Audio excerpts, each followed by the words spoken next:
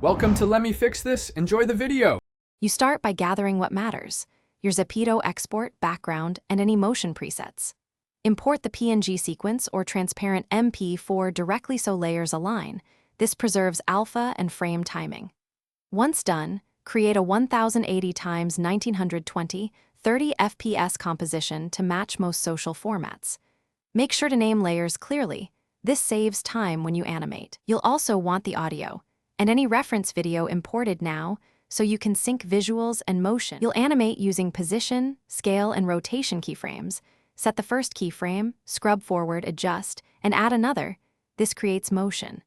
To make actions feel natural, switch easing to Bezier and tweak handles for smooth arcs. Use anchor point shifts for limb pivots and parent-child relationships for hair, clothing, or props so one control moves the rest. Once satisfied, apply motion blur and subtle drop shadows to cell depth. Make sure to preview at full speed, often to catch timing issues. You're ready to export. Choose H. 264 MP4 for standard uploads or transparent WebM if you need alpha. Set bitrate around 812 Mbps for 1080p and confirm the composition frame rate matches your source so audio and motion stay synced. Once exported, review the file at full speed. If alignment or missing frames appear, reopen the project, check layer frame ranges, and keyframe interpolation. If playback stutters, render a short 5-10 second test at lower res to isolate the issue before the final export.